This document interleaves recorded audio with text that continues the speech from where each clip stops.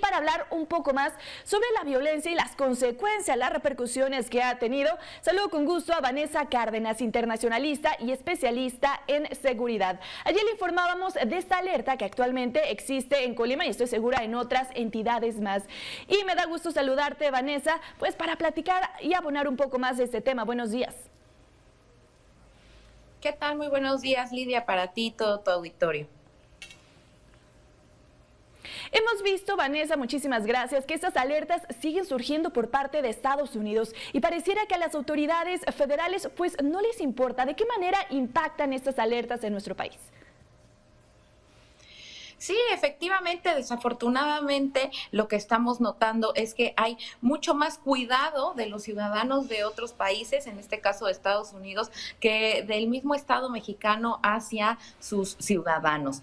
Hay una afectación importante y creo que eso es lo que pone de pronto las alertas en México. Veníamos con una constante por la pandemia en uno de los sectores más importantes que tenemos, que es el turismo. Y no solamente afecta en la entrada de turistas, que ya teníamos 45 millones de turistas que visitaron en México previo a la pandemia, en el 2019, y que cae en más o menos 20 millones de turistas menos, ¿no? Que ingresaron a México, lo cual pues tiene un impacto directo en nuestro Producto Interno Bruto. Tuvo una caída más o menos del 25% en los servicios que se ofertan y un 22% en los bienes, ¿no? También el turismo nacional se vio afectado y esperábamos una ligera recuperación para el 2021, 2022, que en el 2021 también se vio muy afectada. Y con estas alertas, pues tenemos evidentemente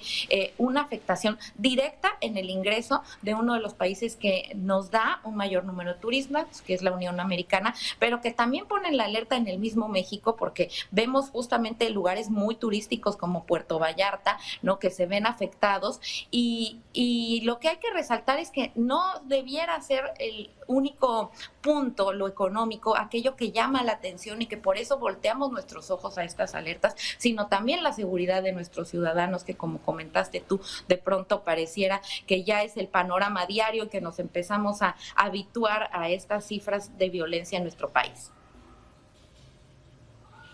Justo eso te iba a mencionar. Hemos normalizado la violencia. Las autoridades, tanto federales, estatales y municipales, han normalizado esta violencia porque principalmente, ya lo abonabas tú también, se da estas alertas en puntos que son turísticos. Y si ya estábamos afectados con el tema de la pandemia, ahora en el tema de seguridad hablamos de Puerto Vallarta, Colima, veíamos uno de los casos de más violencia que se ha registrado en nuestro país. ¿Qué falta que hagan las autoridades al respecto? Sí, así es. O sea, puntos, por ejemplo, también como Cancún, ya vimos que la actividad de Cancún no se ha podido recuperar de estas alertas. Y más allá de las alertas, pues de la realidad, de las cifras, como las que presentabas hace un momento de Colima, ¿no? La presencia, fíjate qué grave es esto, de que la presencia de la Guardia Nacional y de las Fuerzas Armadas representa un problema. En lugar de decir estamos teniendo mucha más seguridad en estos lugares, es para Estados Unidos un foco rojo de que hay una posible ola de violencia que se va a incrementar por enfrentamientos entre el narco y la presencia policíaca o la presencia de las Fuerzas Armadas, ¿no? Entonces, cuando detectan este incremento, uno, en las cifras, ¿sí?, de violencia, y dos, de las fuerzas de seguridad de nuestro país, dicen atentos, no hay que ir ahí porque va a haber tiroteos, va a haber enfrentamientos entre los narcos y las fuerzas de seguridad, y vemos que seguimos en una política en México de seguridad que no logra reformar los protocolos de actuación, que no logra incentivar la inteligencia por encima del uso de la fuerza y que finalmente pues radica también en bajos salarios, bajos equipamientos a nuestros policías, a nuestras Fuerzas Armadas, por lo cual los exponemos y los dejamos vulnerables a un escenario de corrupción ante esta oleada del narcotráfico, que es una fuerza corrosiva en la sociedad y por lo tanto también en las instituciones del poder político.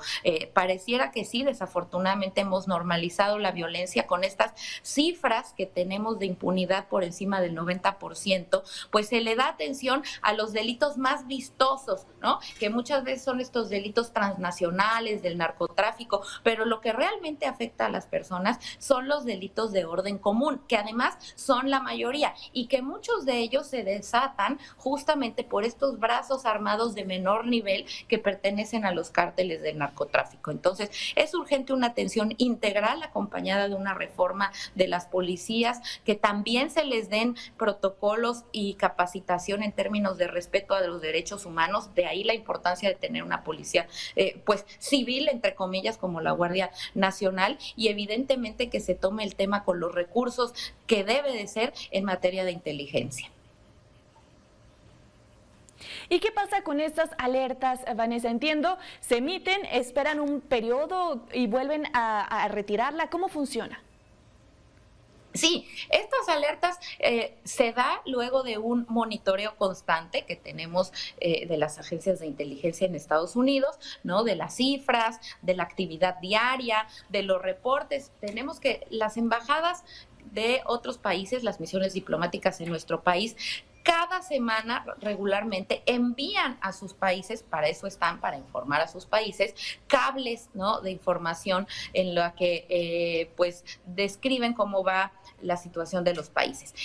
Y a partir de ahí se toman estas decisiones, estas alertas, cuando sube o se incrementan las cifras de violencia o algunos eventos que llamen la atención, bueno, se emiten. Acabamos de ver que hace 3 semanas hubo algunas alertas, esta semana tenemos otras nuevas de ciertos estados para poner esta salvaguarda, y sí, se van normalmente reanudando y van poniendo en uno de los 4 lugares de los indicadores norteamericanos a los diferentes estados o ciudades en México, en los que se dice que se recomienda repensar el viaje, se recomienda definitivamente no ir o posponer el viaje, o se recomienda simplemente tener precauciones al viajar, ¿no? Entonces, lo que se va moviendo es este lugar en los índices en el que se sitúa cada uno de los estados de la República. Muchísimas gracias, Vanessa Cárdenas, internacionalista y especialista en seguridad, por la charla de esta mañana. Estoy segura vamos a seguir pues abordando este tema en próximos días. Claro, será un gusto compartir contigo y con todo tu auditorio. Muy buenos días.